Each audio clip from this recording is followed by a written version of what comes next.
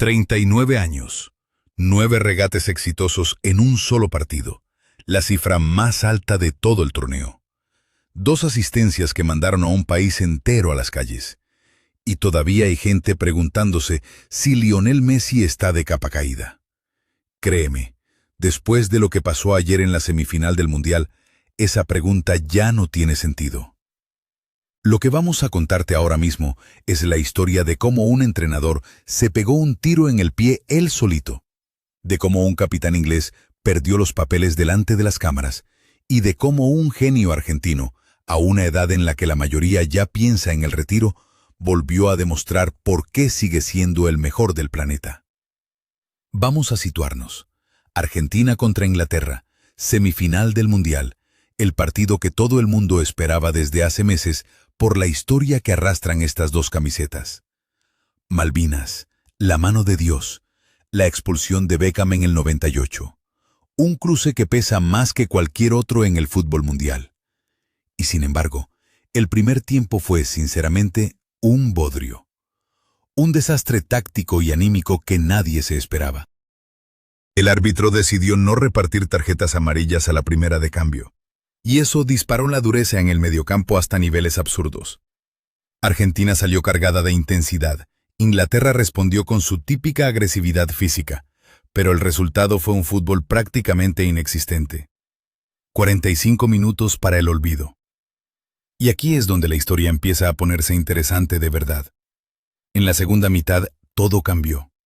Inglaterra aprovechó el primer error claro de la defensa albiceleste y Anthony Gordon empujó el balón a la red tras un centro de Morgan Rogers. Hasta ese momento, los ingleses venían un poco mejor, dominando pequeños detalles, controlando el partido con más solidez que su rival. Y entonces llegó el momento que lo cambió absolutamente todo.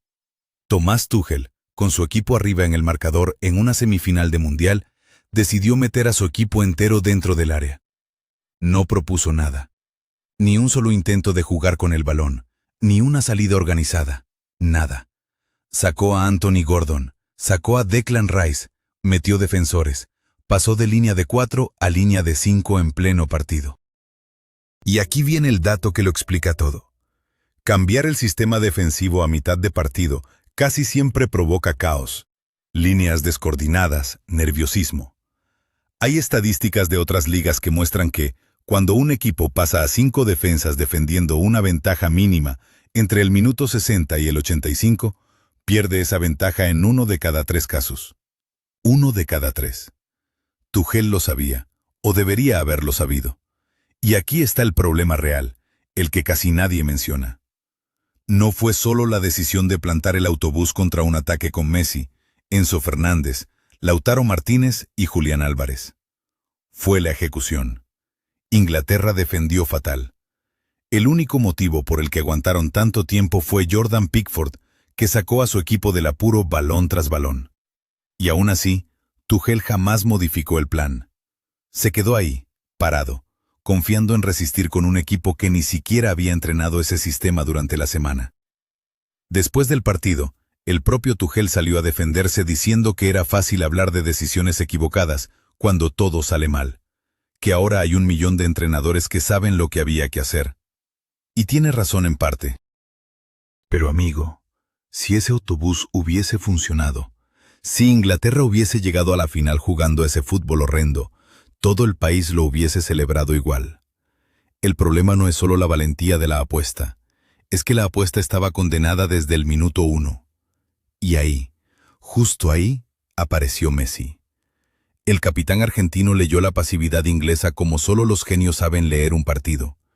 Subió su línea de defensa al máximo, se movió del centro hacia la banda derecha y encontró un espacio que Inglaterra, encerrada en su propia área, ya no podía controlar. Los laterales ingleses quedaron completamente abandonados, y ahí Messi se convirtió en el dueño absoluto del partido. Darle tiempo a Messi para centrar es prácticamente firmar tu propia sentencia. Y eso fue exactamente lo que pasó. Primero, un pase filtrado a Enzo Fernández justo al borde del área, en una zona que Inglaterra debía cubrir y no cubrió. Gol. Y luego, en el minuto 92, casi en el último suspiro del partido, Un centro perfecto con la pierna derecha para Lautaro Martínez, que entró desde el banco y definió con una pierna que Messi no suele usar tanto. Gol y pase de la muerte. 2 asistencias de una clase que ya casi nadie discute, y Argentina metiéndose en la final de manera absolutamente merecida. Y las cifras después del partido dejaron a todos con la boca abierta. 9 regates exitosos, la marca más alta del torneo en un solo encuentro. El jugador que más ocasiones creó del partido, y ahora mismo, con casi 40 años, encabeza las casas de apuestas como favorito al Balón de Oro. Piénsalo un segundo. 39 años, y sigue rompiendo registros en semifinales de Mundial. Si te está gustando este repaso, este es justo el momento de suscribirte, porque lo que viene ahora se pone todavía más caliente. Porque la historia no terminó en el campo, terminó, o mejor dicho, explotó, en el túnel de vestuarios.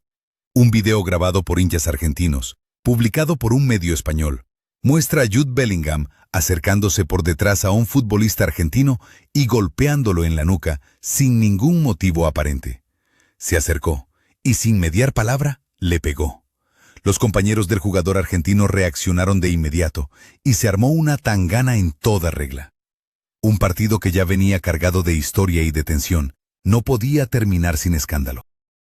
Y ahí quedó, capturado para siempre, el retrato de una selección inglesa que se fue del Mundial no solo derrotada en el marcador, sino también derrotada emocionalmente.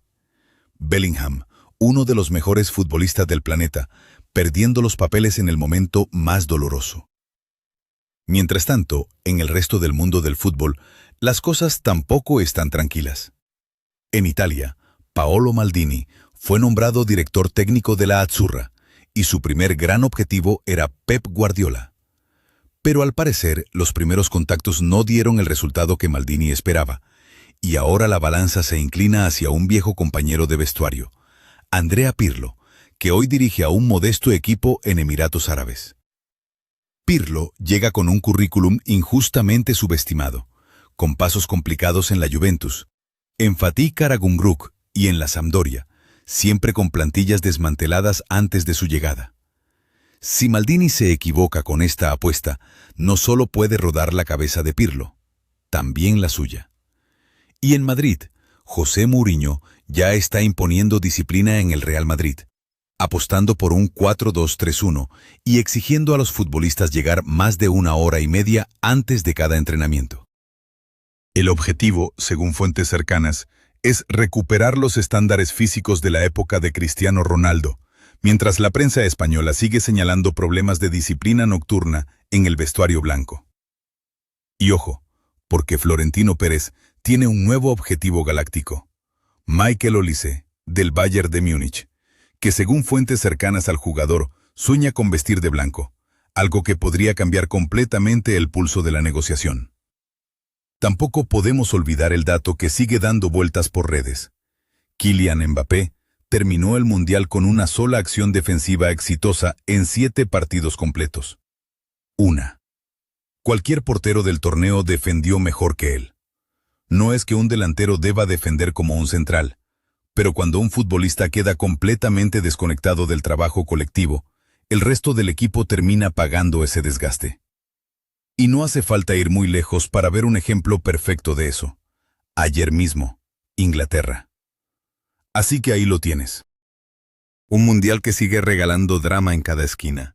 Un Messi que a los 39 años sigue reescribiendo lo que creíamos posible. Un Tuchel que quedará marcado por una decisión táctica que puede perseguirlo durante años. Y un Bellingham que probablemente tenga mucho que explicar en los próximos días. La final ya está prácticamente servida, y con Argentina metida dentro, todo apunta a una noche histórica. Y ahora te toca a ti. ¿Crees que Tuchel cometió un error de cálculo honesto o simple pánico disfrazado de estrategia? ¿Merece Messi el Balón de Oro a esta edad o es pura nostalgia hablando? Déjamelo en los comentarios.